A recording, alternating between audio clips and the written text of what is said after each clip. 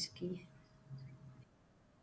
अच्छा, अब बच्चे जो इम्पोर्टेंट पॉइंट्स आपने ज़हन में रखने हैं, ठीक है? हम ग्रामर कर रहे हैं, उसमें हमने स्टार्ट किया है टेंसेस को। तो जो टेंसेस को स्टार्ट करने से पहले पॉइंट्स आपने ज़हन में रखने हैं, उनमें पहला पॉइंट है basic understanding of each tense. अब कैसे? सपोज़ यहाँ पे एक फ़िक्रा बच्चे होता है कि जिसमें ये है कि एक उर्दू में आपका फ़िक्रा आ जाता है कि वो पतंग उड़ा रही थी या वो कपड़े धो हम्म, रही है, ठीक है? अब देखिए वो, हम्म, एक मिनट में इसको लिखती हूँ यहाँ पे। वो कपड़े, एक मिनट,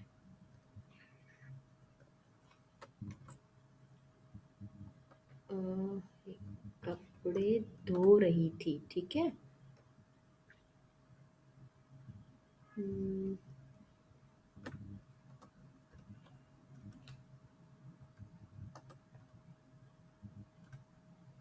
ठीक ठीक है, वो कपड़े धो रही थी।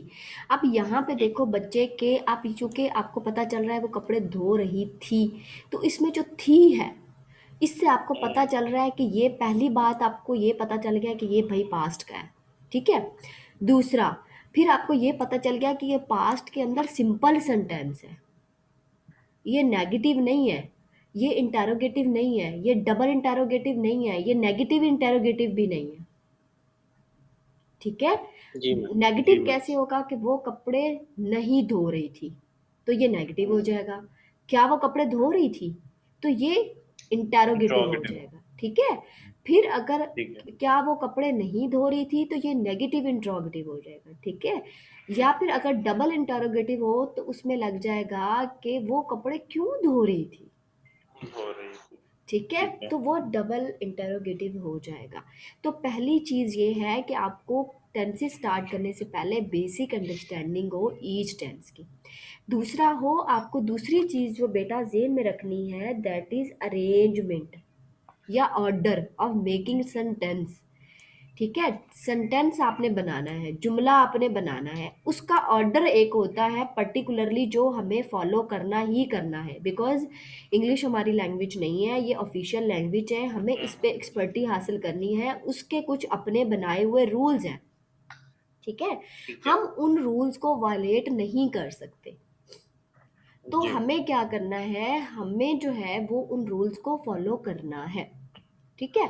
उन ठीक रूल्स है, में आता है स्ट्रक्चर। पहले तो जब हम एक सेंटेंस देखें, जैसे सपोज अगर यहाँ पे मैं बेटा एक सेंटेंस बनाती हूँ, यहाँ पे सेंटेंस बनाती हूँ कि ही इज, ओहो ये तो उर्दू में लिखा हुआ है, एक मिनट, मैं कीबोर्ड जो है वो चेंज करना भूल गई। Okay, he is going to school, school, ठीक है? अच्छा, अब क्या करना है कि मैं जो चीज़ आपको बेटा बताने जा रही हूँ वो ये कि आपको पता हो कि ऑर्डर का, सब्जेक्ट का पता हो, हेल्पिंग वर्ब का पता हो, वर्ब का पता हो, ऑब्जेक्ट का। अब इसमें ही जो क्या है वो सब्जेक्ट है, ठीक है? जी, इज क्या है, हेल्पिंग वर्ब है, और इससे हमें पता चल गया कि ये प्रेजेंट कंटिन्यूस सेंटेंस है। गो इसमें वर्ब है, उसके साथ कंटिन्यूस में हमेशा आईएनजी का इजाफा होता है। टू क्या है, टू हम्म, एक प्रेपोजिशन है जो कि सपोर्टिंग होती है सेंटेंस के स्ट्रक्चर को सपोर्ट देने के लिए, और स्कूल क्या है, वो बेटा ऑब्जेक्ट है, ठीक है? तो इसमें क्या बच्चे के पहले आपको ये पता हो कि आपने अरेंजमेंट या ऑर्डर क्या, आपने सब्जेक्ट को पहले रखना है, फिर हेल्पिंग वर्ब को लेके आना है, फिर आपने वर्ब को लेके आना है, और लास्ट पे ऑब्जेक्ट को लेके आना है। अगर आप यहाँ पे पहले ले आए स्कूल, ही, गोइंग, तो ये तो गलत हो जाएगा ना, वो तो खराब हो जाएगा, वो तो ऑर्डर ही नहीं रहेगा। अब हमारी ग्रामर थोड़ी है, हमारी इंग्लिश थोड़ी है, जिनकी ज़बान है उन्होंने ये इस तरह से डे वन से रखा है, तो हम उसको वायलेट तो नहीं कर सकते, हमने उसको उस ऑर्डर को फॉलो करना है, ठीक है? ठीक है, तो एक तो ये चीज़ बच्चे, तीसरे नंबर पर जो चीज़ है बेटा हम लोगों ने करनी है, that is helping verb of each sentence. ये एक ईच टेंस, यानी हर जो टेंस है, जैसे 12 टेंस मैंने आपको बताए हैं, ठीक है? 12 टेंस है टोटल।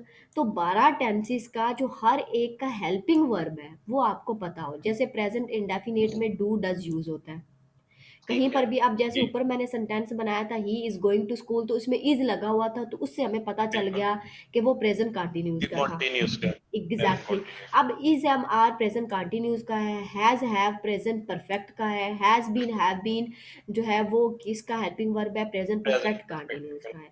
तो हमें आइडेंटिफिकेशन अपने जेन में रखनी है हेल्पिंग वर्ब की, क्योंकि एक ठीक तो है। हेल्पिंग वर्ब से ही हमें बेटा पता चलेगा, अगर कोई सेंटेंस इंग्लिश में आ जाता है तो फिर हमें हेल्पिंग वर्ब से आइडेंटिफाई करना है कि वो सेंटेंस किस पीरियड से बिलोंग करता है।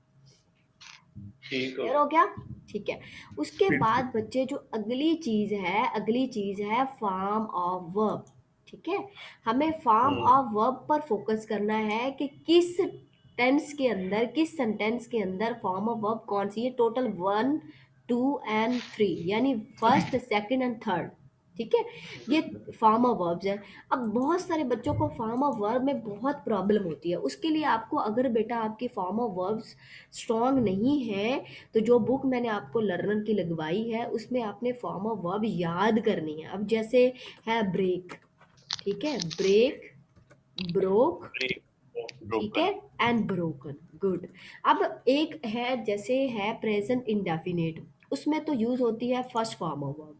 ठीक है, ठीक। वर्ब का लगना, वर्ब तो आपको पता है, यहाँ पे ऑर्डर हमने फॉलो करना है, वर्ब तो लगना जी, ही लगना है, जी। क्योंकि वर्ब के बगैर तो सेंटेंस ही अधूरा है। तो उसमें लगती है बिल्कुल। First form of verb. लेकिन अगर हम कर रहे हैं पास्ट परफेक्ट, हुँ, तो हुँ। पास्ट परफेक्ट जितने भी परफेक्ट के टेंसेज हैं बच्चे, उनमें लगती है थर्ड फॉर्म ऑफ वर्ब। ठीक थर्ड है, फॉर्म, ठीक। फिर जो सेकंड फॉर्म ऑफ वर्ब है वो लगती है पास्ट इंडेफिनिट में का जो सिंपल सेंटेंस है, उसमें सेकंड फॉर्म ऑफ वर्ब लगती है। तो बच्चे जो है वो आपको वर्ब की जो फॉर्म्स हैं वो आपको पता हो कि किस में कौन सी फॉर्म लगनी है। ठीक है, जिस ठीक। तरह से ये नीचे जो है वो मैंने बेटा इसको दिया हुआ है। ठीक है, ये जिस तरह से है गो वेंट गॉन, टुक अ जी, टेक टुक टेकन, ठीक है, कम जी, केम कम। ठीक है, इस तरह पुट जी। Put put. तो ये बच्चे आपको form of verb finger tips पर होनी चाहिए, क्योंकि ये चीज़ एक माइनर सी चीज़ दिखने में लगती है, लेकिन क्या होता है कि बच्चों को इस चीज़ में बहुत प्रॉब्लम फेस करना पड़ती है। अच्छा, पड़ता है। अब यहाँ पर यहाँ तक जो बेटा है हमने समझ लिया कि टेंसेस कितने होते हैं, ये 3 पीरियड्स देखे हम लोगों ने। ठीक है, हुँ, उसके बाद जी। बेटा जो है वो हमने देखा कि टोटल जो है वो 12 टेंसेस है, 3 पीरियड हैं, 12 टेंसेस हैं और 5 सेंटेंसेस हैं। ठीक है, वो देखा। और 4 जो बेसिक पॉइंट देखे कि जो टेंसेस को स्टार्ट करने से पहले हमने जेन में रखने हैं वो देखे। फिर बेटा इससे पहले कुछ बेसिक कॉन्सेप्ट्स हैं जो हमने लाजमी मेरा बच्चा जेन में रखने हैं। ठीक है, क्योंकि उनके ऊपर अगर हमारी एक्सपर्टी नहीं होती तो फिर हम नहीं टेंसेस पे ग्रुप जो ग्रिप हासिल कर सकते। पहला बेटा सब्जेक्ट की आइडेंटिफिकेशन। सब्जेक्ट क्या होता है? सब्जेक्ट होता है काम करने वाला। वो इंसान भी हो सकता है, वो कोई थिंग भी हो सकती है, वो कोई एक्टिविटी भी हो सकती है, वो कोई प्लेस भी हो सकती है, वो कुछ भी हो सकता है। आपने एक सेंटेंस के अंदर आइडेंटिफाई करना है कि इसमें सब्जेक्ट क्या है। जरूरी नहीं है कि वो कोई पर्सन हो, वो प्रोनाउन भी हो सकता है। ठीक है, ठीक, अब ठीक है। सब्जेक्ट क्या होता है? डूअर, इंग्लिश में इसको बोलते हैं डूअर, या फिर ए पर्सन और a thing that is discussing, जो कि डिस्कस कर रही है किसी भी चीज को। फिर उसमें होता है दूसरी इंपॉर्टेंट चीज होती है हेल्पिंग वर्ब। बच्चे हेल्पिंग वर्ब जैसे मैंने आपको बताया कि 12 टेंसेज हैं, टेंसेज हैं, तो 12 टेंसेज का 12 ही हेल्पिंग वर्ब है अपने अपने। किसी में 2 हैं और किसी का सिंगल है। ठीक है, जी, मतलब बिल्कुल। जैसे हैज बीन और हैव बीन, ये दो दो हैं। ठीक है, इसी तरह अगर प्रेजेंट की बात की जाए तो 4 प्रेजेंट में है, do does, is am are, हुँ, हुँ। Have, has been, have been. ऐसा है। फिर इसी तरह से 4 पास्ट में है, डिड, और सेकंड फॉर्म ऑफ जी, वर्ब के साथ फर्स्ट फॉर्म ऑफ वर्ब लगती पॉज़। है। ठीक है, उसके बाद वाज वर है, हैड है, और फिर had been and have been है, हैड बीन है। ठीक है, फिर जो है वो पास्ट फ्यूचर है, तो उसमें will be shall be, will have shall have, and will have been and shall have been. ये जिस तरह से मुझे याद है बेटा, आपने भी ये 12 जो है हेल्पिंग वर्ब आपने भी ऐसे ही फिंगर टिप्स पर करने हैं। क्लियर हो गया? अच्छा, अब एक सेंटेंस के अंदर सब्जेक्ट को हमने देख लिया, हेल्पिंग वर्ब को देख लिया बेटा, अब हमने वर्ब पर फोकस करना है। वर्ब का हमें पता, वर्ब होता है काम। एक पर्सन है, एक थिंग है, सब्जेक्ट है, एक डूअर है, वो कुछ ना कुछ तो कर रहा होगा ना। हेल्पिंग वर्ब तो देता है सपोर्ट, ठीक है, ये जमाना बताता है, ये पीरियड बताता है कि वो जो काम था, ये बंदा जो काम कर रहा था, वो काम किस जमाने में हो रहा था। वो जो पीरियड है वो हेल्पिंग वर्ब बताता है, और हेल्पिंग वर्ब का कोई काम नहीं होता, ठीक है। वर्ब ठीक है। एक्चुअल होता है काम, कि वो जो सब्जेक्ट है, जो डोअर है, वो प्लेस भी है, हो सकती पर्सन थिंग कोई भी हो सकती है, ठीक है, वो क्या काम कर रहा था, यानी use to describe an action. To describe an action यानी जो काम हो, जो उसके अंदर एक्टिविटी है, वो वर्ब कहलाती है। फिर होती है प्रेपोजिशन। अब प्रेपोजिशन भी हेल्पिंग वर्ब की तरह ही होती है, ठीक है। ये हमें बताती है उसकी पोजीशन, प्रीपोजिशन, जिससे निकला लफ्ज प्रेपोजिशन। ये जब हम प्रेपोजिशन करेंगे ना डिटेल में, तब आपको इसकी बहुत अच्छे से समझ आएगी। यानी वो काम किसी चीज में हो रहा है, किसी चीज के जरिए हो रहा है, किसी चीज की तरफ हो रहा है, किसी चीज पर हो रहा है, कैसे हो रहा है। तो वो जो एक कह सकते हो ना कि उस काम की जो पोजीशन, यानी वो काम घर के बाहर हो रहा है, या कमरे के अंदर हो रहा है, या खुले आसमान के नीचे हो रहा है, या फिर वो ग्राउंड में हो रहा है, या फिर कहाँ हो रहा है, वो चीज हमें बताती है प्रेपोजिशन। यानी ये क्या चीजें हैं, ये सेंटेंसेस जो टेंसेस हैं, ये सारी चीजें उसका एक पार्ट है, यानी ये हाँ। हिस्से हैं। जिस तरह से आप ये बेटा कर लो कि एक मोटर बाइक है, ठीक है, तो मोटर बाइक दिखने में तो हमें मोटर बाइक दिख रही है, लेकिन उसके उसके पार्ट्स होते हैं, टायर होते हैं उसकी, उसका सलेंसर होता है, उसके जो आगे स्पेयर पार्ट चेन होती है उसके अंदर, उसके जो ट्यूब डलती है उसके अंदर, उसका गियर लगता है, उसके सारे स्पेयर पार्ट्स हैं। तो ये सारे क्या हैं, ये स्पेयर पार्ट्स हैं ऑफ टेंसेस के, ठीक है। इनकी अगर अगर हमारी ग्रिप नहीं होगी बच्चे, तो फिर टेंसेस पे हमारी ग्रिप नहीं होगी, ठीक है। अच्छा, अब ऑब्जेक्ट आ गया। ऑब्जेक्ट क्या होता है? ऑब्जेक्ट एक चीज को भी बोलते हैं, यानी कोई भी पर्सन, मतलब कि तुम फॉर एग्जांपल अगर आप जो हो वो पतंग उड़ा रहे हो, तो जो पतंग है वो ऑब्जेक्ट है, ठीक है, यानी ये चीज ऑब्जेक्ट है, जिसके ऊपर काम हो रहा होता है, वो हमेशा से ऑब्जेक्ट होती है।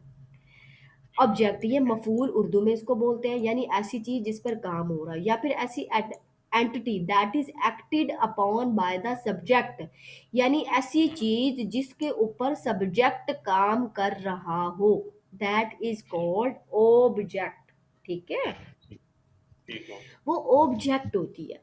तो ये जो बच्चे हैं, एक सेंटेंस इनके अलावा और कुछ भी नहीं होता सेंटेंस के अंदर। या फिर क्या होता है बच्चे कि यहाँ पर जो है वो एक चीज मैं मेंशन करना जो है वो भूल गई, वो जो है जैसे यहाँ पे ये एग्जांपल है, इससे पहले आप समझ लो, हम मैं वो चीज बताती हूँ। ये जैसे यहाँ पे she is going to school, very common sentence है, बहुत कॉमन। इसको क्यों लिया जाता है? क्योंकि ये इजी एग्जांपल है, और जो पायनियर्स होते हैं, जो बिगनर्स होते हैं, उनको बड़े अच्छे से समझ आ जाती है, ठीक है।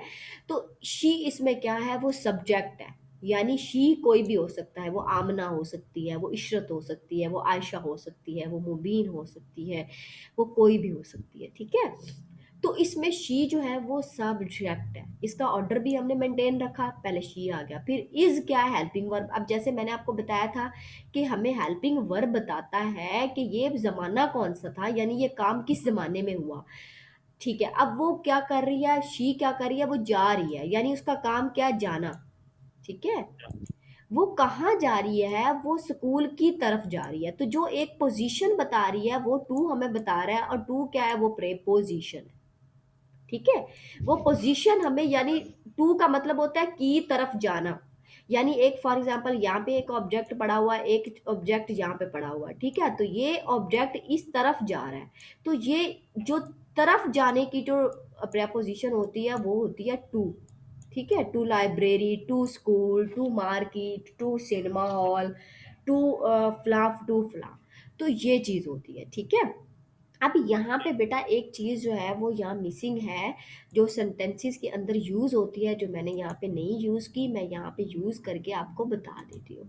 वो चीज़ बच्चे क्या है, वो चीज़ है सिंस एंड फॉर। ठीक है, ठीक है। सिंस एंड फॉर, जैसे ऑर्डर मैंने आपको बताया है कि इस ऑर्डर के अंदर यहाँ पर अगर जो है वो एक ऑर्डर है कि जैसे प्रेजेंट परफेक्ट कंटिन्यूस है या पास्ट परफेक्ट कंटिन्यूस है या फ्यूचर परफेक्ट कंटिन्यूस है, तो उसमें क्या होता है, सब्जेक्ट यूज होता है, पहले सब्जेक्ट ठीक है। Plus helping verb. ठीक है, हेल्प। उसके बाद प्लस सॉरी प्लस उसमें वर्ब। ठीक है, प्लस ठीक है। उसमें आता है जो ऑब्जेक्ट। ठीक है, उसके बाद बच्चे यूज होता है सिंस और फॉर। ठीक है, सिंस या फॉर यूज होता है। ठीक है, तो ये जो ऑर्डर है ये आपने, S for subject, H dot V for helping verb, V for verb, O for object and S और slash F for since and for. और वो भी हम डिटेल में इंशाल्लाह समझ लेंगे जब हम डिटेल में आगे जाएंगे तो। ठीक है, अब यहाँ पर जो है वो सेंटेंस को समझ लो कि सेंटेंस क्या होता है बेटा। सेंटेंस होता है ग्रुप ऑफ वर्ड्स होते हैं, जैसे ये एक वर्ड शी है, एक वर्ड इज है, एक गोइंग है, एक टू है, एक स्कूल है, तो ये एक ग्रुप ऑफ वर्ड। ठीक है, डिवेल्प ए ठीक है। कंप्लीट सेंस, यानी उसके अंदर कंप्लीट सेंस का मतलब ये चीज होती है बेटा कि उसमें सब्जेक्ट भी है, उसमें वर्ब भी है, उसमें ऑब्जेक्ट भी है, कोई चीज मिसिंग नहीं है। ठीक है, वो फोर जो है, फोर इन काइंड्स भी होते हैं, मतलब जैसे मैंने आपको बताया कि एक तो सिंपल सेंटेंसेस हैं, एक जो है वो है negative interrogative, negative interrogative and double interrogative. अब ये जो मैंने ऊपर लिखे हैं ए ई आई ओ, ये वावल नहीं है बेटा, ये 20 काइंड्स ऑफ सेंटेंसेस है। A for imperative sentences, E for exclamatory sentences, I for interrogative sentences, another I for imperative sentences। ठीक है, ये A for assertive sentences। ठीक है, और ये O for optative sentences। I am repeating it, A for assertive sentences, E for exclamatory sentences, I for imperative sentences, I for interrogative sentences and O for optative sentences। इनका use कहाँ पर होगा, जब हम एक्टिव वाइज पैसिव वाइज या direct indirect करेंगे। ठीक है, तो वहां पर फिर इनका आपको यूज पता चलेगा कि ये सेंटेंसेस क्या होते हैं और इनका डायरेक्ट से इनडायरेक्ट कैसे करते हैं, इनकी आइडेंटिफिकेशन क्या है और ये किस किस्म के जुमले होते हैं। ठीक है, जैसे यहाँ पर है फॉर एग्जाम्पल, ये है वेयर डू यू लिव, तो ये क्या है, ये एक अपनी सेंटेंस सेंस कंप्लीट कर रहा है। ठीक है, ओपन द डोर, ये अपनी एक ऑर्डर है, हुक्मिया। अब वेयर डू यू लिव ये इंटेरोगेटिव सेंटेंस है। ठीक है, और ये डबल इंटेरोगेटिव भी है। ठीक है, ये क्योंकि डब्ल्यू फैमिली आ गई है पहले। ओपन द डोर बेटा ये एक इम्पेरेटिव सेंटेंस है। ठीक है, ये हुक्मिया जुमला है। Wow this cake is delicious, तो ये क्या है, ये एक्सक्लेमेटरी सेंटेंस है, इसमें इमोशंस पाए जाते हैं। ठीक है, उसके बाद जो है नेक्स्ट है दे आर प्लेइंग हॉकी, तो ये असर्टिव सेंटेंस है, क्योंकि क्योंकि सिंपल सिंपल इंफॉर्मेशन दी जा रही है, तो ये असर्टिव सेंटेंस है। क्लियर, उसके बाद जो है वो बच्चे, उसके बाद आता है मे यू लिव लॉन्ग, तो ये दवाइया फिक्रा है, यानी ये ऑप्टेटिव सेंटेंस है। ठीक है, ओके हो गया। तो यहाँ तक आपको अच्छे से समझ आ गई। उसके बाद अब एक होता है वर्ड प्रेडिकेट। अब मैं आपको क्यों ये बता रही हूँ, क्योंकि बेटा ये जब आपने कोई बुक देखनी है उसमें इनका यूज़ होना है, आपने कंफ्यूज हो जाना है। तो इससे पहले कि आप वहाँ कंफ्यूज हो, मैं यही आपको बता देती हूँ। प्रेडिकेट, प्रेडिकेट क्या होता है, प्रेडिकेट होता है पार्ट विच टेल्स समथिंग, यानी ऐसा हिस्सा सेंटेंस का जो कुछ बताता है या इंफॉर्मेशन देता है, किसके बारे में, अबाउट सब्जेक्ट के बारे में। जैसे हेयर सिट्स दी बॉय, तो इसमें जो बॉय है ये सब्जेक्ट है। ठीक है, लेकिन यहाँ पर जो हेयर सिट्स, यहाँ पे लड़का बैठता है, तो ये लड़के के बारे में बताया जा रहा है कि लड़का यहाँ बैठता है, तो ये प्रेडिकेट है। यानी उसके लिए जरूरी नहीं होता कि जो सब्जेक्ट है वो स्टार्ट पर आए, सब्जेक्ट एंड पर भी आ सकता है, सब्जेक्ट सेंटर में भी आ सकता है। यानी ऐसी चीज, ऐसा सेंटेंस जो कि सब्जेक्ट के बारे में इंफॉर्मेशन दे रहा हो, वो सेंटेंस नहीं होता, वो प्रेडिकेट होता है। ठीक है, ये आपने इस पे फोकस रखना है। उसके बाद बच्चे हैं फ्रेज। फ्रेज क्या होता है? Phrase make sense but not complete sense. जैसे सेंटेंस में मैंने आपको बताया था कि सेंटेंस कंप्लीट सेंस बनाता है। ठीक है, तो फ्रेज कंप्लीट सेंस नहीं बनाता, ये एक सेंस बनाता है। Does not contain a subject और ए वर्ब, यानी उसमें या तो सब्जेक्ट मिसिंग होता है या वर्ब मिसिंग होता है। जैसे फ्राइडे बिकम ए कूल। ठीक है, तो इसमें एक जर्नल सी बात है, फ्राइडे बिकम ए कूल, इसमें कोई सब्जेक्ट वर्ब एग्रीमेंट या उसकी कोई शर्त नहीं है कि वो लाजमी हो। क्लियर हो अच्छा गया? मैम, मैं आपको एक चीज बताऊं मैम, ये मुझे ना पहले भी ये बहुत कंफ्यूज करता था, फ्रेज एंड क्लॉज जो है ना। एग्जैक्टली ये, exactly. हाँ, मुझे क्लॉज नहीं ये भी, क्लियर। ओके, क्लॉज हाँ, भी बेटा मैं आपको बता देती हूँ। तो ठीक है, मैम जरा यहीं थोड़ा पर। सा मतलब। हाँ, क्लॉज क्या होता है बेटा? क्लॉज जो होता है वो होता है लाइक इस तरह होता है पार्ट। क्लॉज को इनडायरेक्टली बोलते हैं पार्ट। ठीक है, पार्ट कैसे होता है? जैसे मैंने यहाँ पे लिख दिया कि if you work hard you will succeed. ठीक है, ठीक। या फिर मैंने यहाँ पे लिख दिया कि she when she comes home hmm, she watches movies। ठीक है, मूवीज देखती है वो। तो अब बच्चे ये क्या हो गया कि इसमें अब आप गौर से सुनना कि ये जो दो पार्ट है, यानी इफ यू वर्क हार्ड, ठीक है, हार्ड पे आके बात खत्म हो रही है। If you work hard you will succeed.